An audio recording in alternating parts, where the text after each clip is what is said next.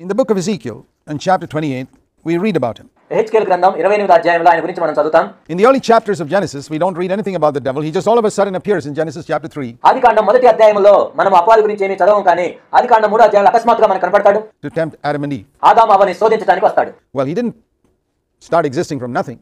He was obviously created. అపవాది శూన్యం నుంచి సృష్టించబడలేదు, కానీ మధ్యలో సృష్టించబడ్డాడు. There's nothing in this universe that's not created. God, Father, Son, and Holy Spirit is the only ones who existed from all eternity. ఈ విశ్వంలో శూన్యం నుండి వచ్చింది ఏది లేదు, సృష్టించబడింది ఏది లేదు. కేవలం తండ్రి, కుమారుడు, పరిశుద్ధాత్ముడు మాత్రమే ఆది నుండి ఉన్నారు. But this angel was created, head of the angels. ఈ ప్రధాన దూత, ఈ దూత సృష్టించబడిన వ్యక్తే. And his fall is not described in the early chapters of Genesis because the Bible was written to describe man's history. And so it doesn't begin with the devil, it begins with man's history.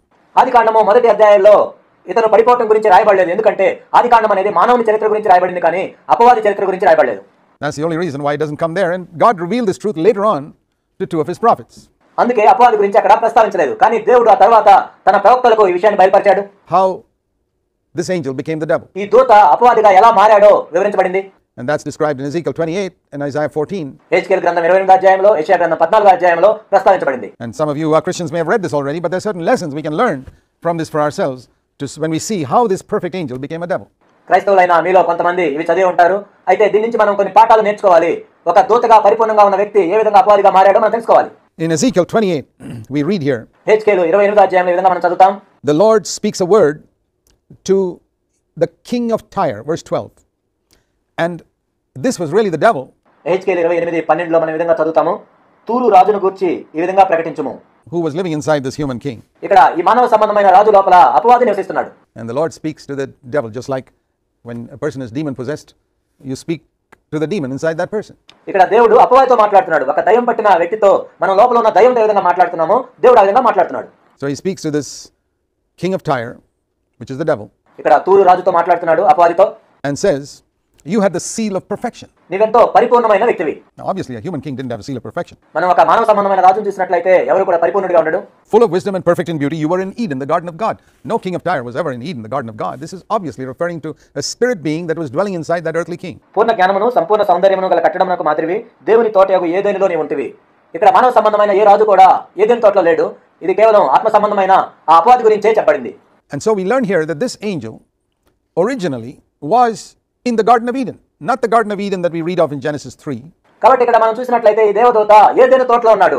మనము ఆదికాండం 3వ అధ్యాయంలో చూసే ఏదెను తోట కాదు అది. But the original garden of Eden which God created in Genesis 1, verse 1, where it says in the beginning. కానీ ఆదికాండం 1వ అధ్యాయం 1వ వచనంలో దేవుడు మొట్టమొదటిగా ఏదైతే ఏదెను తోటను సృష్టించాడో అందులో ఉన్నాడు. God created the heaven and the earth. And whatever God creates is always perfect. ఆదియందు దేవుడు భూమి ఆకాశములను సృజించెను. దేవుడు సృష్టించినంతా కూడా ఎంతో పరిపూర్ణంగా ఉంటుంది. God never creates anything in stages. దేవుడు దేన్ని కూడా ఒక్కొక్క దశల వారీగా సృష్టించడు. Like some people teach in evolution. కొంతమంది జీవ పరిణామ క్రమం గురించి బోధిస్తున్నట్లుగా. That God made man in stages, first as an animal and then as a man. It's a lot of rubbish. దేవుడు మొట్టమొదట జంతువులను సృష్టించాడు, ఆ తర్వాత మనుషులను సృష్టించాడని చెప్తూ ఉంటారు. అదంతా ఎంతో చెత్త. And there are some people who teach that God made the earth also in stages. In Genesis chapter 1 verse 2, it was dark and empty and shapeless. He made it like that and then made it beautiful in the rest of that chapter. It's not true. కొంతమంది ఏం చెప్తారంటే దేవుడు భూమిని కూడా దశల వారీగా సృష్టించాడు. మొట్టమొదటి భూమిని నిరాకారంగా, శూన్యంగా, అగాధ జలముల మధ్య ఉంది అని చెప్తూ ఉంటారు. ఆ తర్వాత భూమిని పరిపూర్ణంగా చేశాడని చెప్తుంటారు. అది కూడా నిజం కాదు. The rest of the chapter we read that God made. The word used is M-A-D-E, made. మిగిలిన అధ్యాయం అంతా మనం చూసినట్లయితే దేవుడు చేసెను అని ఉంటుంది. ఇంగ్లీష్ లో మేడ్ అని ఉంటుంది. Whereas in the first verse of Genesis it is created. కానీ ఆదికాండం 1వ అధ్యాయం 1వ వచనంలో మనం చూసినట్లయితే దేవుడు సృష్టించెను అని ఉంటుంది. But in the second verse of Genesis you read the earth became. That's how I understand it. కానీ 2వ వచనంలో మనం చూసినట్లయితే భూమి ఆ విధంగా ఆయను అని ఉంటుంది. దాన్ని బట్టి మనం అర్థం చేసుకోవచ్చు. Empty, dark, shapeless. How did it become like that? నిరాకారంగా, శూన్యంగా, అగాధంగా అయిపోయింది. ఎలా అయింది? Because something happened between those two verses and that was the fall of Satan. ఆ రెండు వచనాల మధ్య ఏదో జరిగింది. అదేంటంటే అపవాది పడిపోవటం. And that's described here. And that at that time in Genesis 1:1 there was an Eden. కాబట్టి ఏదెను తోట అంటే అక్కడ వివరించబడింది. ఆదికాండం 1:1లో మనం చూసినట్లయితే అక్కడ ఏదెను తోట ఉంది. Which was probably remade again for Adam to dwell in. ఆ తర్వాత ఆదాము నివసించడానికి మరలా అది తయారు చేయబడి ఉండొచ్చు. As we read in chapter 2 and chapter 3 of Genesis. ఆదికాండం 2, 3 అధ్యాయాల్లో మనం చదివినట్లుగా. But in the original Eden, the garden of God. కానీ దేవుని యొక్క తోటలో మొట్టమొదటిగా చేసిన ఏదైనా తోటలో here was this beautiful angel, the head of the angels. ఇక్కడ ఎంతో సౌందర్యం గల దేవదూత, ప్రధాన దేవదూత. And he was perfect in wisdom. పరిపూర్ణ జ్ఞానం కలిగిన వ్యక్తి. Perfect in beauty. And he was anointed, verse 14. పరిపూర్ణ సౌందర్యం కలిగిన వ్యక్తి మరియు 14వ వచనంలో మనం చూసినట్లయితే అభిషేకించబడిన వ్యక్తి. He was a cherub anointed and placed by God on his holy mountain. అభిషేకము నొందిన కెరూబు మరియు దేవునికి ప్రతిష్ఠించబడిన పర్వతం మీద ఉన్నాడు. He was blameless. Ezekiel 28 verse 15 says he was blameless in his ways from the day he was created. He was created. హెచ్కేల్ 28:15 మనం చూసినట్లయితే నీవు నియమింపబడిన దినం మొదలుకొని పాపమును యందు కనబడే వరకు ప్రవర్తన విషయంలో నీవు యథార్థవంతుడుగా ఉంటివి. Until unrighteousness was found in him. అతనిలో అన్యాయము కనుగొన్న వరకు కూడా. And he sinned and he was cast down from the mountain of God. అతను పాపం చేశాడు. ఆ తర్వాత దేవుని పర్వతం మీద నుండి త్రోసివేయబడ్డాడు. The reason for his sin is also mentioned here in verse 17. 17వ వచనంలో మనం చూసినట్లయితే తాను ఎందుకు పాపం చేశాడో కూడా రాయబడింది. His heart was lifted up. He became proud. తన హృదయంలో తాను హెచ్చించుకొని గర్వించాడు. Because of his beauty and because of his wisdom. తన సౌందర్యాన్ని చూసుకున్నాడు, తన జ్ఞానాన్ని చూసుకున్నాడు. So there we see that the first sin that raised its ugly head in this beautiful universe that God created was pride. దేవుడు సృష్టించిన ఈ అందమైన విశ్వములో మొట్టమొదటి పాపం ఏంటో మనం చూసినట్లయితే అదేంటంటే గర్వం. Pride is the root of all other sins that came later. తర్వాత వచ్చిన పాపములన్నింటికి మూలం ఏంటంటే గర్వము అనే పాపమే. This was the first one. ఇదే మొట్టమొదటి పాపం. There was nothing called sin in the world till that time, but wherever you give a person freedom of choice and a free will, there's always the possibility that the person can become proud. అప్పటి వరకు పాపము అనేదే తెలియని విశ్వంలో మొట్టమొదటిగా పాపం అనేది వచ్చింది. కాబట్టి ఎక్కడైతే ఒక మనిషికి మనం స్వాతంత్రం ఇస్తామో, తన స్వీయ చిత్తానికి అప్పగిస్తామో, అక్కడ మొట్టమొదటిగా గర్వం వచ్చే అవకాశం ఎక్కువగా ఉంటుంది. Or commit any other crime. The moment you give a person free will, there's freedom of choice to either obey God or disobey God. కాబట్టి ఒక వ్యక్తికి నువ్వు దేవునికి విధేయతను చూపించొచ్చు, అవిధేయతను చూపించొచ్చు అనే స్వాతంత్రం ఇచ్చినప్పుడు ఎటువంటి నేరమైనా చేసే అవకాశం ఉంటుంది. And so he became proud, lifted up in his heart because of his wisdom and his beauty. కాబట్టి తన హృదయంలో తను హెచ్చించుకొని గర్వించి తన సౌందర్యాన్ని బట్టి జ్ఞానాన్ని బట్టి He thought he was somebody very important, and of course he was important. నేను ఎంతో ప్రాముఖ్యమైన వ్యక్తిని ఆయన అనుకున్నాడు. నిజానికి ఆయన ప్రాముఖ్యమైన వ్యక్తే. But he began to think of himself as more important than God had made him. కాబట్టి దేవుడు తనను సృష్టించిన దానికంటే కూడా ఎక్కువగా నేను ప్రాముఖ్యమైన వ్యక్తిని అనుకున్నాడు. And God brought him right down. ఆ తర్వాత దేవుడు ఆయనను క్రిందకు త్రోసివేశాడు. The other passage of scripture that deals with Satan is in Isaiah chapter 14. సైతాన్ గురించి మరొక చాట మనం చూడాలంటే అది యెషయా గ్రంథం 14వ అధ్యాయంలో ఉంటుంది. In Isaiah chapter 14 you read about the same person, and certain other details are mentioned about him. యెషయా 14వ అధ్యాయంలో ఈ వ్యక్తి గురించి మనం చదువుతాం. మరికొన్ని వివరాలు కూడా ఇక్కడ ఉంచబడ్డాయి. Where we read that he is called in verse 12 the star of the morning. 12వ వచనంలో ఆయన ఏ విధంగా పిలువబడ్డాడంటే తేజో నక్షత్రమా వేకువ చుక్క. Isaiah chapter 14 verse 12. యెషయా గ్రంథం 14వ అధ్యాయం 12వ వచనం. Hallel or shining one, or it's from this verse that they get the word Lucifer, which is probably a Latin word referring to the star of the morning, the son of the dawn. తేజో నక్షత్రమా వేకువ చుక్క. బహుశా ఎక్కడి నుంచే Latin భాష నుండి Lucifer అనే మాట వచ్చి ఉండొచ్చు. వేకువ చుక్క అంటే లూసిఫర్ అని. You've been cut down to the earth, you have weakened the nations. You said in your heart, I will ascend to heaven. నీవు ఎట్లా ఆకాశం నుండి పడితివి, జనములను పడగొట్టిన నీవు నేల మట్టం వరకు ఎట్లు నరకబడితివి, నేను ఆకాశమునకు ఎక్కిపోయేదను. You see, this is what this Lucifer, this shining star, this head of the angels, ఈ లూసిఫర్ అనే వ్యక్తి తేజో నక్షత్రము వేకువ చుక్క ప్రధాన దూత said in his heart, తన హృదయంలో తాను విధంగా అనుకున్నాడు. I will raise my throne above the stars of God. దేవుని నక్షత్రములకు పైగా నా సింహాసనమును హెచ్చింతును. I will sit on the mount of the assembly. I will ascend. I will make myself, verse 14, like the Most High. He wanted to become like God. ఉత్తర దిక్కున సభా పర్వతం మీద కూర్చుందును, మేఘ మండలం మీదకి ఎక్కుదును, మహోన్నతునితో నన్ను సమానుగా చేసుకొందును. 14వ వచనం. He wanted to exalt himself above even God. దేవుని కంటే కూడా ఉన్నతంగా తను తాను హెచ్చించుకున్నాడు. And that's why he was cast down and will finally end up in hell. అందుకే ఆయన క్రిందకు త్రోయబడ్డాడు, ఆ తర్వాత నరకానికి పాత్రుడయ్యాడు. Now, this is how sin came. When a created being was not satisfied with the position God had given him, పాపము ఈ విధంగా ప్రవేశించింది. ఒక సృష్టించబడిన వ్యక్తి ఏదైతే స్థానం తనకి ఇవ్వబడిందో దాంతో సంతృప్తి చెందలేదు. there's a boundary God had drawn around him, దేవుడు ఆ వ్యక్తి చుట్టూ ఒక సరిహద్దును నియమించాడు. and he wanted to go outside that boundary. It was discontentment. కానీ ఆ వ్యక్తి ఆ సరిహద్దును దాటి వెళ్ళాలనుకున్నాడు. అది ఎంతో అసంతృప్తి. He was not satisfied with the position he had. He wanted something more. తనకున్న స్థానంతో తాను తృప్తి చెందక ఇంకా ఏదో కావాలనుకున్నాడు. He was proud of his wisdom, his beauty, తన జ్ఞానాన్ని బట్టి గర్వించాడు, తన సౌందర్యాన్ని బట్టి గర్వించాడు. and it lifted up his heart, and he fell and became the devil. తన హృదయంలో ఉప్పొంగి పడిపోయి అపవాదిగా మారిపోయాడు. So what we see here is that pride can turn an angel into a devil in a moment. కాబట్టి ఇక్కడ మనం ఏం చూస్తున్నామంటే గర్వము అనేది ఒక దేవదూతను కూడా ఒక్క క్షణంలోనే అపవాదిగా దయ్యముగా మార్చగలదు. It didn't take long. In a moment he became the devil, and it came through pride. ఎంతో సమయం పట్టలేదు, ఒక్క క్షణంలోనే తన గర్వాన్ని బట్టి అపవాదిగా మారిపోయాడు. And so it's important for us to see that, because pride can ruin a person even today in exactly the same way. కాబట్టి ఈనాడు కూడా గర్వం అనేది మనల్ని కూడా అలానే చేయగలదు. The other thing we see here is discontentment. ఇక్కడ మనం చూసే మరొక విషయం ఏమిటంటే అసంతృప్తి. He was unhappy with the boundary God had drawn around him. దేవుడు ఆ వ్యక్తి చుట్టూ గీసిన ఆ సరిహద్దుల్లో ఆ వ్యక్తి సంతోషంగా లేడు. It was a very huge boundary because all the angels were subject to him. ఆ సరిహద్దును మనం చూసినట్లయితే అది ఎంతో పెద్దది. ఎందుకంటే దేవదూతలందరూ కూడా ఆయనకే లోబడుతున్నారు. He was the head of the angels. ఆ దేవదూతలందరికీ ప్రధాన దేవదూతగా ఉన్నాడు. He was the highest of all created beings. సృష్టించబడిన వారందరికంటే కూడా ఆయన ఎంతో ఉన్నతంగా ఉన్నాడు. And one would have thought, what more does a man want? ఎవరైనా కానీ ఇలా ఆలోచించేవాళ్ళు, ఇంకా మనిషికి ఇంతకన్నా కావాల్సిందే ఉందని. He's got position and he's got beauty, he's got wisdom. What more does an angel want? తనకు స్థానం ఉంది, జ్ఞానం ఉంది, సౌందర్యం ఉంది, ఒక దేవదూతకి ఇంతకంటే ఏం కావాలి? But he was not satisfied. He was discontent even with the tremendous amount of things God had given him. కాబట్టి దేవుడు ఎన్నో విషయాలు ఆయనకి ఇచ్చినా కానీ దాన్ని బట్టి సంతోషంగా లేడు, ఎంతో అసంతృప్తిగా ఉన్నాడు. What we learn from that is that discontentment can also make a beautiful angel into a devil కాబట్టి దీని నుండి మనం ఏం నేర్చుకోవాలంటే అసంతృప్తి అనేది ఒక అందమైన దేవదూతను కూడా అపవాదిగా మార్చగలదు in a moment. ఒక క్షణంలో. Pride or discontentment. గర్వము లేక అసంతృప్తి. Not being satisfied with what God has given you. దేవుడు నీకు ఏదైతే ఇచ్చాడో వాటితో సంతృప్తి చెందక. And so we see here the danger of these two sins particularly. Being discontent, we find human beings all over the world discontent with. కాబట్టి ఇక్కడ రెండు విషయాలు మనం చూస్తున్నాము. మొట్టమొదటిది ఏంటంటే అసంతృప్తి. ఇక్కడ లోకంలో మనం చూసినట్లయితే అనేక మంది మనుషులు అసంతృప్తితో ఉంటారు. What they have, their financial resources, their looks. People are discontent with their house, they're discontent with their wife, their husband. వాళ్ళకున్న ఇంటిని బట్టి, భార్యను బట్టి, భర్తను బట్టి, a job, and the world is full of discontented people, and that's the reason why they're so miserable. ఉద్యోగాన్ని బట్టి ఈ విధంగా మనం చూసినట్లయితే లోకంలో అనేక మంది అసంతృప్తితో ఉంటారు. అందుకే ఈ లోకం ఎంతో దౌర్భాగ్యంగా ఉంటుంది. They've got this character of the devil all over them. ఈ అపవాది యొక్క లక్షణాలు వాళ్ళలో ఉంటాయి. Even though God has blessed them in so many ways, దేవుడు అనేక విధాలుగా వారిని ఆశీర్వదించినప్పటికీ they are unhappy with something or the other. ఏదో ఒక దాన్ని బట్టి వాళ్ళు సంతోషంగా ఉండరు. And that's what makes angels into devils. ఇదేం చేస్తుందంటే దేవదూతల్ని దయాలుగా మారుస్తుంది, మంచి వాళ్ళని కూడా దయాలుగా మారుస్తుంది. And that's what makes good men like devils. So pride and discontentment are the things that we see here as what ruined this beautiful angel and can ruin you. ఈ అందమైన దేవదూతని పాడు చేసింది ఏంటి అంటే గర్వము మరియు అసంతృప్తి.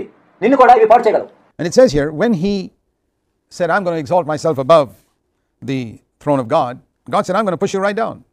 దేవుని సింహాసనం కంటే నా సింహాసనాన్ని నేను హెచ్చించుకుంటాను అని చెప్పినప్పుడు దేవుడు ఏమన్నా అంటే నేను నిన్ను క్రిందికి తోసివేస్తాను. You see, this is something we discover in the New Testament, is a law of God. కొత్త నిబంధనలో కూడా మనం దేవుని యొక్క నియమాన్ని ఈ విధంగా చూస్తాం. That God lifts up those who humble themselves. ఎవరైతే దీనులై తమను తాము తగ్గించుకుంటారో దేవుడు వారిని హెచ్చిస్తాడు. And pushes down those who exalt themselves. ఎవరైతే తమను తాము హెచ్చించుకుంటారో వారిని దేవుడు క్రిందికి తోసివేస్తాడు. And the first example of that is this Lucifer, the head of the angels. దీనికి మొట్టమొదటి ఉదాహరణ ఏంటంటే దేవదూతలకి ప్రధాన దేవదూత అయిన Lucifer pushed down by Almighty God. సర్వశక్తుడైన దేవుని చేత క్రిందికి త్రోసివేయబడ్డాడు. Because he was so proud and he was discontent. ఎందుకంటే తాను ఎంతో గర్విష్ఠిగా ఉన్నాడు, అసంతృప్తితో ఉన్నాడు. And the opposite of this is what we see in our Lord Jesus Christ. కానీ దీనికి వ్యతిరేకమైంది మనం యేసుక్రీస్తు ప్రభువులో చూస్తాం. So here we see sin came through pride. ఇక్కడ మనం ఏం చూసామంటే పాపం అనేది గర్వం ద్వారా ప్రవేశించింది. And discontentment. అసంతృప్తి ద్వారా ప్రవేశించింది. Through a created being wanting to exalt himself, God pushed him down. సృష్టించబడిన వ్యక్తి తను తాను హెచ్చించుకోవాలనుకున్నప్పుడు దేవుడే క్రిందికి త్రోసివేశాడు. Sin came through pride.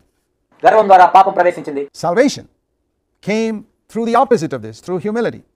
దీనికి వ్యతిరేకమైన దాని ద్వారా దీనత్వం ద్వారా రక్షణ లభించింది. Here was an angel, a created being, wanting to exalt himself above the throne of God and make himself like God. ఇక్కడ మనం చూసినట్లయితే సృష్టించబడిన ఒక వ్యక్తి దేవుని కంటే కూడా ఉన్నతంగా తను తాను హెచ్చించుకొని దేవుని వల్ల అవ్వాలనుకున్నాడు. That's how sin came. ఆ విధంగా పాపం ప్రవేశించింది. Salvation came by one who was God from all eternity, Jesus Christ, the Son of God. కానీ రక్షణ ఎలా వచ్చిందంటే దేవునితో సమానుడైన వ్యక్తి యేసుక్రీస్తు ప్రభువారు, ఆది నుండి దేవునిగా ఉన్న వ్యక్తి, giving up that position of equality దేవునితో సమానముగా ఉండుట అనే భాగ్యాన్ని ఆయన విడిచిపెట్టి and coming to earth as a man, ఈ భూమి మీదకి ఒక మానవునిగా వచ్చాడు. giving up his access to the resources of God, దేవునిగా తనకున్న ఆధిక్యతలన్నిటిని విడిచిపెట్టి becoming an ordinary person ఒక సామాన్యమైన మానవుడిగా వచ్చాడు. and humbling himself even after he became a man మానవుడిగా వచ్చిన తర్వాత కూడా ఇంకా తను తాను తగ్గించుకొని by being a servant to everybody, ప్రతి ఒక్కరికి దాసుడిగా మారి ending up washing his disciples' feet. తన శిష్యుల యొక్క పాదాలు కడిగి And God exalted him to the highest position in the universe, not because he was the Son of God, though he had every right for that position. ఆ విధంగా ఉన్నప్పుడు దేవుడు అందరికంటే పైగా హెచ్చించాడు. ఆయన దేవుని కుమారుడని కాదు, దేవుని కుమారునిగా తనకు ఆ అధికారం ఉంది. But because as a man, Jesus Christ humbled himself and took the low place. ఒక మానవునిగా యేసుక్రీస్తు తను తాను తగ్గించుకొని ఆ స్థానాన్ని తీసుకున్న కారణాన్ని బట్టి. So here we have the operation of two spirits. కాబట్టి ఇక్కడ రెండు ఆత్మలు పనిచేస్తున్నట్లుగా మనం చూస్తున్నాం. One is the spirit of Satan that's always trying to go up and God keeps pushing it down. ఒకటేమో సాతాను యొక్క ఆత్మ ఎల్లప్పుడూ తను తాను హెచ్చించుకోవాలనుకుంటూ ఉంటాడు, అయితే దేవుడు ఎప్పుడూ కిందకి తగ్గిస్తూ ఉంటాడు. And the other is the spirit of Jesus Christ that's always seeking to go down and God exalts that spirit. రెండోది ఏంటంటే యేసుక్రీస్తు ప్రభు యొక్క ఆత్మ ఎల్లప్పుడూ తను తాను తగ్గించుకోవాలనుకున్నప్పుడు దేవుడు హెచ్చిస్తూ ఉంటాడు. Now every human being in the world is influenced by one of these spirits. కాబట్టి ఈ భూమి మీద ఉన్న ప్రతి మనుషుడు కూడా ఈ రెండు ఆత్మల్లో ఏదో ఒక ఆత్మ ద్వారా ప్రభావితం అవుతూ ఉంటాడు. Christendom is full of people who are influenced by one of these spirits. క్రైస్తవ్యంలో మనం చూసినట్లయితే ఈ రెండు ఆత్మల్లో ఏదో ఒక ఆత్మ ద్వారా ప్రభావం చెందే వాళ్ళు అనేక మంది ఉంటారు. Don't think that everybody who calls himself a Christian is taking the way that Jesus went of humbling themselves and going down all the time. If every Christian did that, every Christian would be a spiritual Christian. ఒకవేళ ప్రతి క్రైస్తవుడు ఆ మార్గంలో వెళ్ళినట్లయితే, ఆ విధంగా చేసినట్లయితే ప్రతి క్రైస్తవుడు కూడా ఆత్మ సంబంధమైన క్రైస్తవుడుగా ఉంటాడు. Every church would be a spiritual church. అప్పుడు ప్రతి సంఘం కూడా ఆత్మ సంబంధమైన సంఘంగా ఉంటుంది. But you and I know that's not true. కానీ నీకు నాకు తెలుసు అది నిజం కాదని. All the problems, when I say all, I mean all. ప్రతి సమస్యకి కారణం ఏంటంటే, ప్రతి అంటే ప్రతి సమస్య. All the problems that have come in every Christian's life. ప్రతి ఒక్క క్రైస్తవుని జీవితంలో వచ్చే ప్రతి సమస్య కూడా, And in every family, in every home, ప్రతి కుటుంబంలో, ప్రతి ఇంటిలో, in every church, has its root and origin in pride. ప్రతి సంఘంలో కూడా వచ్చే ప్రతి సమస్యకి మూల కారణం ఏంటంటే గర్వం. In wanting to lift oneself up in discontentment. అసంతృప్తితో తన్ను తాను హెచ్చించుకోవాలి అని ఒక వ్యక్తి అనుకున్నప్పుడు. That's what we learn from the story of Lucifer or whatever his name was and is becoming the devil. కాబట్టి లూసిఫర్ గాని లేక అతని పేరు ఏదైనా గాని అతను అపవాదిగా ఎలా మారాడు అన్న దాని విషయంలో మనం నేర్చుకునే పాఠం ఇది. We see the same thing with Adam and Eve. ఆదాము అవ్వల విషయంలో కూడా దీన్నే మనం చూస్తాం. God drew a boundary around Adam and Eve in the Garden of Eden ఏదైనా తోటలో ఆదాము అవ్వల చుట్టూ దేవుడు ఒక సరిహద్దును నియమించాడు. and said, every tree here you can eat of, ప్రతి వృక్ష ఫలాన్ని మీరు తినొచ్చు except one. ఒక్క వృక్ష ఫలము తప్ప. So it was a huge area that is bounded by that circle and only one tree was outside. దేవుడు గీసిన ఆ వృత్తములో ఆ పెద్ద సరిహద్దులో ఎంతో భూభాగం ఉంది, ఎన్నో చెట్లు ఉన్నాయి, కానీ కేవలం ఒక చెట్టు మాత్రమే దానికి వెలుపల ఉంది. That was very easy. I mean, if the circle was so small that God had put only one tree inside and told Adam and Eve, there are thousands of trees there, but you can't eat any of them, you just eat one of these, well, that would have been tough perhaps. ఇదంతా సులభం. ఒకవేళ దేవుడు ఒక చిన్న వృత్తం గీసి కేవలం ఒక వృక్షాన్ని పెట్టి మిగిలిన వేల వృక్షాల ఫలాలు మీరు ఏది తినకూడదు, ఈ ఒక్కదాన్నే తినాలి అంటే బహుశా కష్టమై ఉండొచ్చు. But it was so easy. There were thousands and thousands of beautiful trees there with fruit and everything else. ఇదంతా సులభం ఇక్కడ, ఎందుకంటే వేల వేల వృక్షాలు ఉన్నాయి, ఎంతో అందమైన ఫలాలు ఉన్నాయి. One tree outside and the best tree of all was within the circle, the tree of life. ఏదో ఒక వృక్షమే బయట ఉంది, అతి శ్రేష్టమైన జీవ వృక్షం కూడా లోపలే ఉంది. That was right in the middle of that circle, ఆ వృత్తము మధ్యలో ఉంది, the best of all. అన్నిటికంటే శ్రేష్టమైన జీవ వృక్షం. And the tree of knowledge of good and evil was outside the circle. ఆ వృత్తానికి వెలుపల మంచి చెడ్డల తెలివినిచ్చే వృక్షం ఉంది. And Adam was discontent. He was not happy with the boundary God drew around him, Adam and Eve. కాబట్టి ఇక్కడ ఆదాము అవ్వలను మనం చూసినట్లయితే దేవుడు ఏదైతే సరిహద్దును నియమించాడో దాన్ని బట్టి వాళ్ళు అసంతృప్తిగా ఉన్నారు. And that is how sin came. పాపము ఆ విధంగా ప్రవేశించింది. The same poison that made that angel into a devil made this beautiful man that God had created into a sinner in a moment. ఒక దేవదూతని అపవాదిగా ఏ విషయమైతే మార్చిందో అదే విషయము మానవుడిని పాపిగా ఒక్క క్షణంలో మార్చివేసింది. What was it? Discontent with the boundary God had drawn around him, the same sin as Lucifer had. ఏంటది? దేవుడు నియమించిన ఆ సరిహద్దు విషయంలో సంతృప్తి చెంది ఉండకపోవటం. లూసిఫర్ విషయంలో కూడా ఇదే జరిగింది. And it can happen to you. నీ విషయంలో కూడా ఈ విధంగానే జరగచ్చు. You can call yourself a Christian, born again, whatever you like, but if you're discontent, you're going to be like the devil. నిన్ను నువ్వు క్రైస్తవుడు అని నువ్వు పిలుచుకోవచ్చు, తిరిగి జన్మించానని చెప్పుకోవచ్చు, కానీ నీకు తృప్తి అనేది లేనట్లయితే నీవు కూడా అపవాదిలాగా మారిపోతావు. In your character and behavior, you continue like that, you'll end up with the devil for all eternity. నీ ప్రవర్తనలో, నీ గుణలక్షణ విషయంలో నీవు ఆ విధంగా ఉన్నట్లయితే నిత్యత్వం వరకు నీవు అపవాదిగా మారిపోతావు. Whatever you call yourself. నిన్ను నువ్వు ఏమని పిలుచుకున్నా సరే. The other thing is pride. ఇక్కడ మరొక విషయం ఏంటంటే గర్వం. Adam and Eve were proud to think that they could defy God and escape without facing the consequences. ఆదాము అవ్వలు ఎంత గర్వించారు అంటే దేవుడు చెప్పిన ఆజ్ఞకు అవిధేయత చూపించి కూడా తప్పించుకోవచ్చని వాళ్ళు అనుకున్నారు. ఆ పరిణామాలను ఎదుర్కోవాల్సిన అవసరం లేదనుకున్నారు. God had told them, don't eat of that tree. ఆ వృక్ష ఫలాన్ని తినకూడదు అని దేవుడు చెప్పాడు. And they were shaking their fist at God, as it were. What do you mean we can't eat of that tree? We're going to do it. వాళ్ళు చేసిన పని ఎలా ఉందంటే పిడికిలి బిగించి దేవుని వైపు చూపించి ఏంటి తినకూడదు అంటే అర్థం ఏంటి, మేము తింటాం అన్నట్లుగా చెప్పారు. Isn't that arrogance? అది ఎంతో అహంకారం కదా. When a father tells his little son, don't do that, son. ఒక తండ్రి చిన్న బిడ్డతో ఈ పని చేయొద్దు అని చెప్పినప్పుడు And the son turns around and says, I'm going to do it. What is that? ఆ బిడ్డ ఎదురు తిరిగి నేను చేస్తాను అంటే ఏంటి దాని అర్థం? That's pride and arrogance. అది గర్వం, అహంకారం. That's exactly what Adam and Eve did. ఆదాము అవ్వలు కూడా ఖచ్చితంగా ఇలానే చేశారు. God told them, don't eat of that tree, and they said, who do you think you are? We're going to do it. దేవుడు ఆ వృక్ష ఫలాన్ని తినొద్దు అని చెప్పినప్పుడు వాళ్ళు ఏమనుకున్నారంటే నువ్వెవరు నాకు చెప్పడానికి, మేము తింటాం. That pride, that poison was injected into them by the devil. ఆ గర్వము, ఆ విషము అనేది అపవాది వాళ్ళలోకి ఎక్కించాడు. And that's why this spirit of pride is so evil. అందుకే ఈ గర్వము కలిగిన ఆత్మ అనేది ఎంతో చెడ్డది. It's pride, discontentment, and we could also say rebellion against authority. కాబట్టి ఈ గర్వము, అసంతృప్తి, ఇంకోటి చెప్పాలంటే అధికారానికి తిరుగుబాటు చేయటం. God was an authority over Lucifer. Lucifer తాను కలిగిన ఒకే ఒక అధికారము దేవుడు. The only authority over him. He rebelled against that authority. He said, I don't want any authority over me. ఆ అధికారం ఎడల తిరుగుబాటు చేసి నా మీద ఎటువంటి అధికారం ఉండడానికి వీల్లేదు అనుకున్నాడు. The same thing Adam and Eve did. You find the sin is absolutely the same because the poison that was injected into Adam and Eve was from the devil. ఆదాము అవ్వలు కూడా అలానే చేశారు. ఆదాము అవ్వలు చేసిన పాపం కూడా అలానే చేశారు. ఎందుకంటే ఆ విషయాన్ని ఎక్కించింది అపవాది. So they rebelled against authority. కాబట్టి వాళ్ళు కూడా అధికారానికి తిరుగుబాటు చేశారు. The authority that God had over Adam and Eve, they rebelled against it and said, we're not going to listen to you.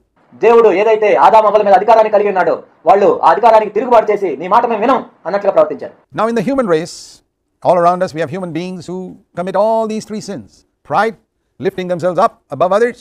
కాబట్టి మానవులుగా మనం చూసినట్లయితే మనం అందరము కూడా ఈ మూడు పాపాలు చేస్తూ ఉంటాం.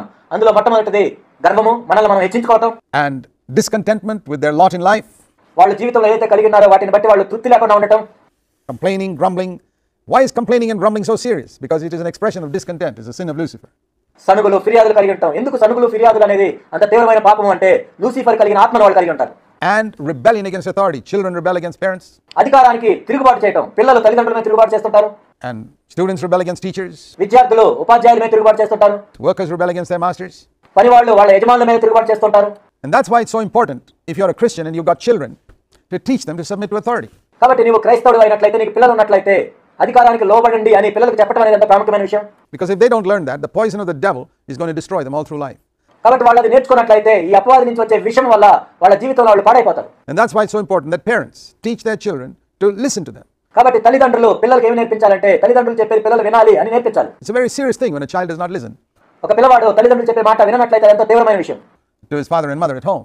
ఇంట్లో తల్లిదండ్రులు చెప్పే మాట విననట్లయితే, When he doesn't listen to his teachers in school. ఆ తర్వాత పాఠశాలలో ఉపాధ్యాయులు చెప్పేది వినరు. When he doesn't, as he grows up, submit to his masters at work. ఆ తర్వాత పెరిగి పెద్దవాడైన తర్వాత పని చేసేటప్పుడు తన యజమానికి లోబడ్డం. So we see it's very serious. కాబట్టి ఇది ఎంతో తీవ్రమైన విషయంగా మనం చూడాలి. That's why it's so important. If he can recognize these sins which made an angel into the devil. కాబట్టి దేవదూతని అపవాదిగా మార్చిన ఈ పాపాలను మనం గుర్తించినట్లయితే, Let me repeat them: pride, నేను మరలా వీటిని గుర్తు చేస్తాను. మొట్టమొదటిది గర్వం, discontentment, అసంతృప్తి, and rebellion against authority. అధికారం మీద తిరుగుబాటు చేయటం. And that's why when Jesus came, he did exactly the opposite. He always humbled himself throughout his 33 years on earth. అందుకే యేసుక్రీస్తు ప్రభువారు వచ్చినప్పుడు దీనికి సంపూర్ణంగా వ్యతిరేకంగా చేశారు. తన భూమి మీద జీవించిన 33 సంవత్సరాలు కూడా తను తగ్గించుకుంటూ ఉన్నారు. He was always content with his lot in life when he had no place to lay his head. తాను కలిగి ఉన్న వాటిని బట్టి ఎప్పుడు తృప్తి కలిగి ఉన్నాడు. తాను తల వాల్చడానికి కూడా స్థలం లేదు. During the 3.5 years of ministry, he never had a complaint. తాను పరిచయం చేసిన 3.5 సంవత్సరాల్లో కూడా ఆయన ఎప్పుడు కూడా ఫిర్యాదు చేయలేదు. We read in John chapter 8 verse 1, when everybody went to their own house, Jesus went and slept under the trees in the Mount of Olives, and he had no complaints. యోహాను 8:1 మనం చూసినట్లయితే అందరూ కూడా తమ ఇళ్ళకు వెళ్ళారు. అయితే యేసుక్రీస్తు ప్రభువు వెళ్ళి ఒలీవల చెట్ల దగ్గర పడుకున్నారు. అయినా కానీ తాను ఎటువంటి ఫిర్యాదు కలిగాడు. He was happy with that very limited lot in life. He grew up in a very poor home and he never had any complaint. తాను ఏదైతే తన జీవితంలో కలిగి ఉన్నాడో ఆ కొద్ది వాటిని బట్టి ఆయన ఎంతో తృప్తి కలిగి ఉన్నాడు. తాను ఎంతో పేద గృహంలో పెరిగాడు. అయినా కానీ ఎటువంటి ఫిర్యాదు లేదు. And he submitted to authority. అధికారానికి లోబడ్డాడు. We read in Luke chapter 2 that he submitted to Joseph and Mary, who were very imperfect. లూకాసు వార్త 2వ అధ్యాయం మనం చదువుతాము. పరిపూర్ణులు కానీ తన తల్లిదండ్రులకు ఆయన లోబడ్డాడు, యోసేపుకి మరియకు. Here was an angel, Lucifer, could not submit to the perfect authority of God. ఇక్కడ లూసిఫరు అనే దేవదూతను మనం చూసినట్లయితే ఎంతో పరిపూర్ణమైన అధికారం కలిగిన దేవునికి లోబడలేకపోయాడు. And here we find Jesus submitting to an imperfect authority like Joseph and Mary. కానీ ఇక్కడ యేసుక్రీస్తు ప్రభువును మనం చూసినట్లయితే పరిపూర్ణులు కానీ తన తల్లిదండ్రులకు యోసేపుకు మరియకు లోబడ్డాడు. Salvation came by Jesus countering every one of these evils that the devil brought into the universe. ఈ విశ్వంలోనికి అపవాది ఏవైతే తీసుకొచ్చాడో వాటన్నిటికీ వ్యతిరేకంగా చేయడం ద్వారా యేసుక్రీస్తు ప్రభువు రక్షణ తీసుకొచ్చారు. And if you want to follow Jesus, నీవు యేసుని వెంబడించబడినట్లయితే you have to follow him in these areas, that in every situation you humble yourself. ఈ విషయాల్లో ఆయన నువ్వు వెంబడించాలి. ప్రతి విషయంలో కూడా నిన్ను నువ్వు తగ్గించుకోవాలి. In every situation you are content with what God has given. ప్రతి పరిస్థితిలో కూడా దేవుడు ఏదైతే నీకు ఇచ్చాడో దాన్ని బట్టి తృప్తి చెంది ఉండాలి. And in every situation you submit to legitimate authority over you. ప్రతి పరిస్థితిలో కూడా దేవుడు నీ మీద ఉంచిన అధికారానికి నువ్వు లోబడాలి. That is the way to follow in the footsteps of Christ. Every other way, యేసుక్రీస్తు ప్రభువు యొక్క అడుగుజాడల్లో ఈ విధంగా నీవు ఆయనను అనుసరించవచ్చు. contrary to that, will make you like the devil. దీనికి విరోధమైన ఏ మార్గమైనా సరే నిన్ను అపవాదిలాగా మారుస్తుంది. Let's learn that lesson. ఈ పాఠాన్ని మనం నేర్చుకుందాం. God bless you. దేవుడు మిమ్మల్ని ఆశీర్వదించును గాక.